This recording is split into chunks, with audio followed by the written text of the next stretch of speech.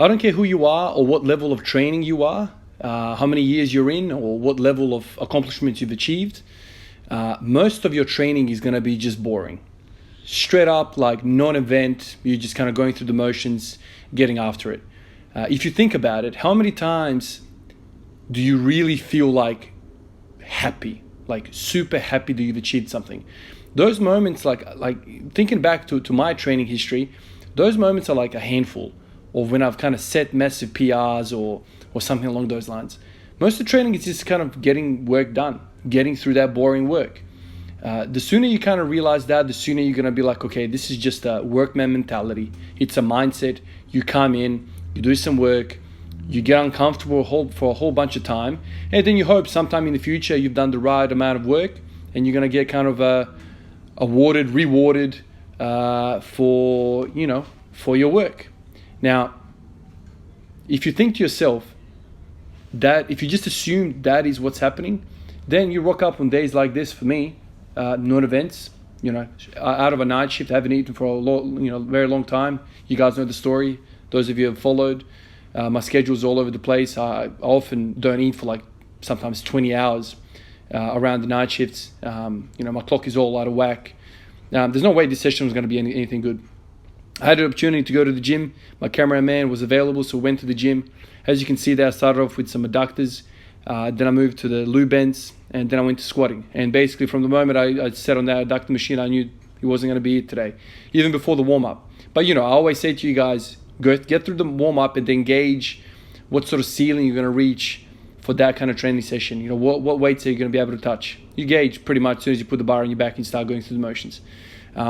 Early on in the piece, I knew today wasn't going to be it. I mean, there's no way, like after 6 hours of sleep, no food, like by far, not optimal recovery. I'm just kind of tired and whatever, lethargic. But it's these moments that you have to rock up. These are the tests. This is the test, right? This is where you need discipline. Just rock up and do the boring ass work that that is going to kind of eventuate sometime down the track. If you have the mindset that every single time you're going to come into the gym, you're going to kill it, you're going to kind of set a PR. Like I often see guys in the fitness community, they're always like, every other video is like, I set a PR. I've set a PR. I've set a PR with this bar. I've set a PR with that bar. Like, I think to myself, are these people just always thinking they're going to kill every single day they come in? So that's the motivation. Like, if I don't hit a PR in that session, I've wasted my time. The mentality shouldn't be that. The mentality should be, let's come in and let's do the boring ass work.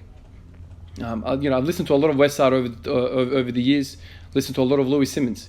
He talks about rotating the exercises all the time to keep yourself fresh, to keep yourself motivated. Because you change some sort of implement, you change the bar, and you can set some sort of PR, whether it's a 20 rep PR, 50 million rep PR, or a 2 rep PR. You're always kind of setting PRs. Now, to me, like I look at that and I'm like, well, are these people mentally weak? Why do you always need to have someone tap you on the shoulder and say you've done good today?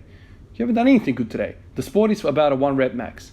You don't have to like broadcast to the world that every time you've taken 4 extra steps in a day, I've done a PR. No, man, it's fine. The work is going to be boring. You don't have to expect miracles every single day. Just come in and do your work. And I think a lot of people, especially the new guys on the block, they're kind of thinking about, training. The moment, progress starts to slow down a little bit, they kind of lose motivation. Because it's like, what am I doing all this work for? Like, I'm going to work for so long for nothing.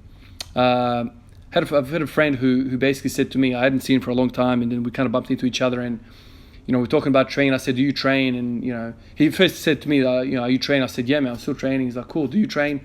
He's like, nah, man, I worked out that training is just not worth it, man. You spend so much time into this and you get so very little in return. And he said, like any other industry, any other thing that you do, you get so much more back. Like if you did so many hours in like work or education, you get something back out of it. And that took me back. I kept thinking to myself, yeah, so this is hard work. This is very, very hard work. You have to work very, very hard to make your body perform just a little bit better. So when you see somebody who's performing like on an Olympic level or who's doing something extraordinary, and you've kind of in the game, man, like you have an appreciation what that person had to do to get there. It's an incredible realization. Just boring work. Today, man, I woke up and I thought to myself, man, what am I gonna do? Like, do I train in the garage? Just wasn't feeling it. Wasn't feeling up for it at all. And I just thought to myself, let's just get it rolling, man. Let's just put that construction cap on. Let's just get to work. It's just another shift in the squad every day. That's kind of how I looked at it, and that's kind of how it went. Nothing felt good. Nothing felt poppy. It just felt like I was going through the motions. The bar felt heavy. I even tried to mix it up today and use the red plates, as you can see there. Mix it up a little bit, just to see, how I can move those type of weights. Everything felt heavy. I got up to 190 for one, and then after that I did some rack holds, front rack holds. And once again, like that thing, I did 5 sets of 10 seconds with the 200 kilos rack holds. Man, that last set, man, that pretty much just ended me. I kind of wobbled over to the bench press and I tried to do some bench pressing. I ended up doing just 1 set of my working set. I wanted to do 3, just flat. The little energy, the little motivation that I had at the start of the workout was basically just eaten up by that front rack hold. And that was basically the workout. But the whole time I just kept thinking to myself, this is a test. This is a test, and this is what the best need to do. You need to rock up and work when you don't want to work. If you're just always kind of thinking about this as a hobby, you're thinking about this as something that you like to do sometimes, or when you feel good, you're never going to be good at this, man. You're never going to be good at this if you just expect to do work on the days that you're going to feel great. I mean, those days are far few between, man. If you think about your life as a whole, the happiest moments in your life, the moments where you've been the most excited, you can't have 50 million moments like that, man. Because the virtue of having 50 million moments like this means that they're all kind of like subpar. These moments come around far few in between, like I said. And so when you set a big PR, it sticks out from all the other days by far. All the other days then after that just build up. You just keep working, hoping that soon you're going to have another reward coming up soon. That's basically how I look at training, man. I look at training as just a whole bunch of boring work. A whole lot of just character building, really. Because think about what sort of person does it take to get through work months on end in the hope of getting some reward. And this culture is purely built on instant reward. Think about the video games now, man. The video games are all about like instant reward. Everything's about instant reward. You want to buy that car? That's cool. Just walk over to that bank and you got it right away. We're worried about the stuff later on. There's no more like you need to work and save up money and whatever. You just walk into the bank. The whole freaking world's on credit. So when society kind of butters you up in that sense, and then you walk into the gym, you're like, you want me to work for 6 months for 5 kilos of PR? Get the hell out of here, man. I'm not going to do that. Like, how stupid is that? It's like abuse to my psyche right now. Everything else in my life just comes easy. So it's just a shift. It's just a shift in how you you view things, how you go about life. This is why I think if you're in this game, you're into this weightlifting stuff, it teaches you so much, man. It just builds your character. It just builds your character because it's so much freaking work for such a small reward. Especially when you get to maybe my level, I guess. I feel like I'm just putting out fires. The last 6, maybe a year, last year, basically, I'm just kind of running around the place, with my hair on fire, trying to work out how to put it out. Hip pain this way, hip pain that way, and try this, try that. Always kind of chasing around, get some benefits from this exercise, and then that kind of drops off, and then you got to do something else, and you just kind of like always in the kind of working out stage, working out what works, what doesn't, what parameters you should do next. It's always like a battle. But I'm not the first one to say this. The harder the battle, man, the sweeter that reward. I know that for a fact. If the thing comes easy to you, you're not going to respect it, man. If you have to work really, really hard for it, if you have to kind of, spill your guts out for this thing, and it was a wrestling match to get there. Lots of adversity, man. That is the sweetest thing. That when you finally get there, man, you just feel just cloud nine.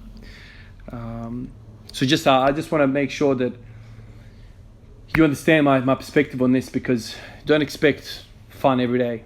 It's not like this. This stuff is about, basically it's a competition of how much you can take. If you can take it, you will make it. Basically, How much boring activity can you take? How bored can you be? How many hours of boredom can you withstand? How many hours of discomfort can you sustain? Can you muster? That's all this is, man. It's all mental. It's all really mental. The body will follow. If you're just insane in your brain and you're just willing to just put up with a boring life, put up with a lot of sacrifice, put up with a lot of discomfort, you're gonna be one successful mofo. That's how crazy it is. I just think to myself when I was a kid and how I didn't like to study math or whatever the subject was, because I was bored, man. I just want to play PlayStation and play some FIFA, man. My brother's sitting with there playing FIFA. Like, I don't want to do this, man. I want to have fun. Life is about fun, right? Well, if you have a lot of fun, you're not going to do a lot of achievements. You're going to achieve a lot of stuff. You need to get comfortable being uncomfortable, and you need to have fun with boredom. That's how masters are created. No one's become a master by just having fun 24/7. How many things can you do one activity and feel like you've just done it for the first time? After a bit of time, you realize, man, this is just flat out boring. But if you have the fire in your belly to achieve something, that's what pushes you through these moments. All right, guys, I'll catch you guys in the next one. Peace out.